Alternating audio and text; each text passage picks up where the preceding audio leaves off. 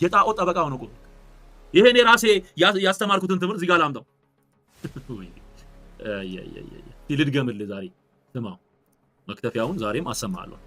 ስለዚህ ግንዱን አሁን እንግዲህ አሳያችኋለሁ። ይሄን ጣውላ ይኸውላችሁ፣ ይሄንን በደንብ በጨርቅ አሳያችኋለሁ። በጨርቅ የነሱን በሚመስል ጨርቅ። አሁን ከዚህ በፊት በደብተር ነበር ያሳየኋችሁ። እሱ ትንሽ አነስ ብሏል። አሁን ተለቅ አድርጌ ያሳያለሁ እንዴት በሰው ነፍስ እንደሚጫወቱ። ዘይት ቀብተው የወጡትን እንጨት ያሰግዳል ለሱ እራሳቸው ዘይት ቀብተው። ትንሽ በርገንዲ ከለር ላድርገው እስቲ። ከለር ይወድ የለ ይኸው በደንብ ይኸው ትምህርቱ ነው። አሁን ይሄ ነበር የለቀቁት አሳያለሁ በደንብ። ከዛ ደግሞ ይሄ ግንዱን አባቴ ነህ ድንጋዩን ወለድከኝ ይላሉ። ትንሽ ጨርቅ ጣል ትደረጋለች እዚህ ላይ ጌጥ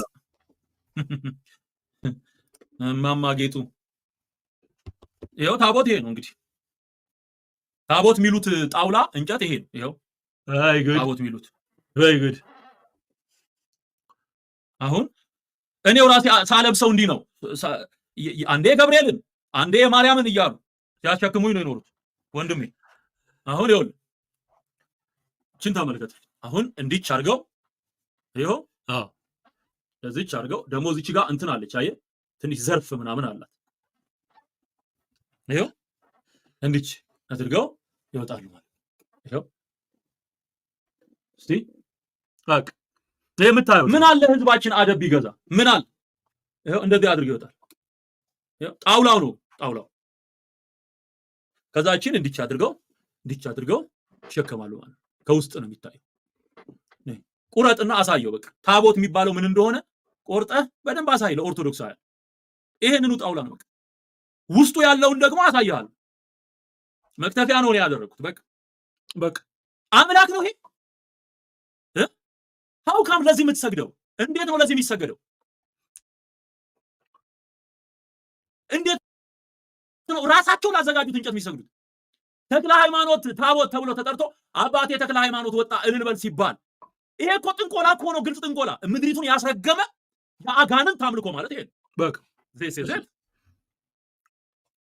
እኔ ይቆጨኛል። የተሸከምኩበት ዘመን የሚያንገበግበኝ እሱ ነው። እንደው ልንገር እሱን የተሸከምኩበት ጊዜ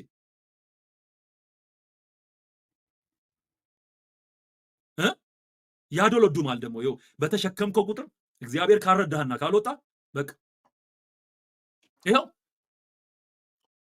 እንትኗ ይሄን በቃ ይሄ ነው ያንገበገበው። እውነት ሲገለጥ እውነት በቃ ስፍራውን ሲያገኝ ታርጌቱን ሲያገኝ ያኔ ነው የሚፋንኑት።